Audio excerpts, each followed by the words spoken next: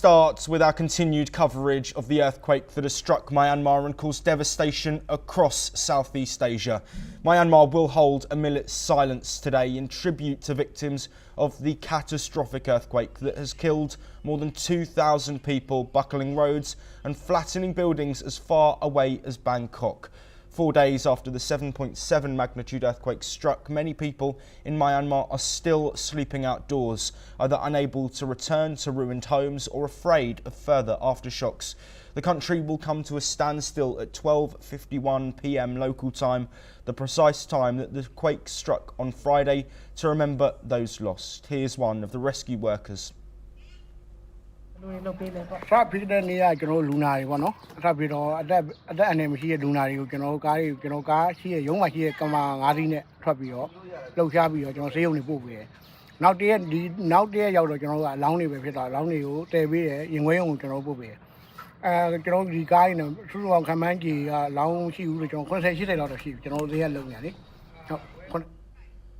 The ruling junta has asked the population to pause at that time and said media should halt broadcasting and display mourning symbols, while prayers will be offered at temples and pagodas. The gesture is part of a week of national mourning declared by the junta, with flags to fly at half-mast on official buildings until April the 6th, in sympathy for the loss of life and damages. Meanwhile, in Thailand, search and rescue teams continue their frantic efforts at the site of a collapsed 30-storey skyscraper in Bangkok, where signs of life have been detected. Scanning machines and sniffer dogs have been deployed at the unfinished skyscraper, and Bangkok's Deputy Governor Tavida Kamaldvej said rescuers were urgently working out how to access an area where the signs were picked up. Realistic chances of survival diminish after 72 hours, she said, adding, "We have to speed up. We're not going to stop even after 72 hours. Initial tests showed that some steel samples collected from the site of the collapsed building were substandard, Thai Industry Ministry officials said. The government has launched an investigation into the cause of the collapse, which has so far claimed 19 lives in Thailand, with dozens still missing under the rubble. Well, joining us to discuss the latest developments in Myanmar and in Thailand is Brian Thomas, our correspondent with NewsX World, who is joining us live from Bangkok. Brian, of course, mentioned there the week of mourning that we're seeing in Myanmar, starting off from today when the earthquake struck at around 12:51 p.m. But as that's happening, search efforts are still ongoing. Can you tell us a bit more about how these search efforts will evolve, given we're now past that golden window, that 72-hour time period where search and rescue operations are more likely to be successful? Firstly, talking about junta, definitely talking about Myanmar, the junta has said that there would be a 1 week of mourning, and the flags will, be flying at 6:30 till 6th of April. And now talking about Bangkok, yes, just a while back, the Deputy Governor was here, and the Deputy Governor was addressing the media and said, yes, all the hopes are still kind of fading away because the 72-hour window have been over. So finding someone who still survives, who have survived, is very likely. The chance of being a survivor becomes very likely in this dire situation, but still the authorities are doing everything they can in their capacity to help find the people who are still stuck under the rubble. We do not know whether they are alive or not. For the past 3 days, the search and rescue operations have been going on. Earlier, also yesterday, the governor was also here, and the governor also stated clearly that efforts are being made, and even if there is a chance that even if one person is also alive, they would want to take that chance. They would want to take that effort to rescue, even if one person is, alive under the debris. They have been trying. There have been big machines being deployed, big crane services being deployed, all kinds of rescue efforts are being done by the authorities, the city police, the Metropolitan Police Department officials have been here. They've been working tirelessly day and night, and they have been trying to take out the debris. This will require at least a month of work to get this entire debris out.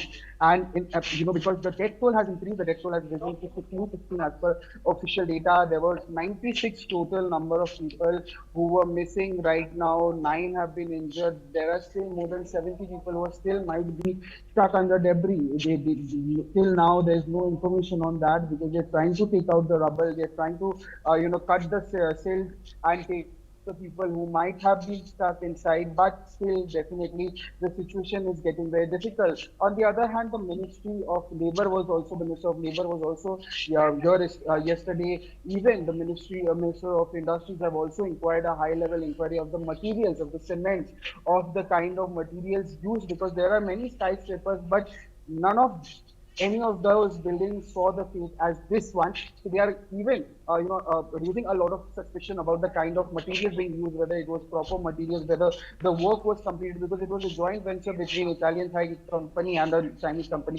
Just a while back, yesterday itself, there were 5 Chinese nationals who were arrested. Among them, one was supposedly said that he was the project director who was there to access information. But yes, the Bangkok Metropolitan Department clearly stated that no one was allowed, and they have taken more than 37 files, which even included blueprints and other very important documents. So definitely now the happenings are increasing here itself, where on the other hand, you see the authorities are working their best to take out the people who might be stuck under the debris, and on the other hand, there have been investigation and probe going on a next level, on a high level, to understand what was the root cause behind the falling of this 30-story SAO building, which is the State Audit Office. Yes.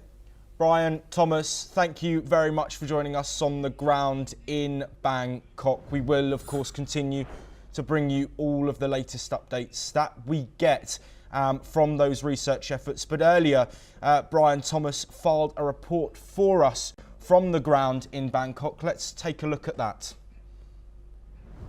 Well, NewsX is in Bangkok and we are covering the earthquake that jolted Bangkok, and the earthquake that happened on 28th March at 1 p.m. left many dead.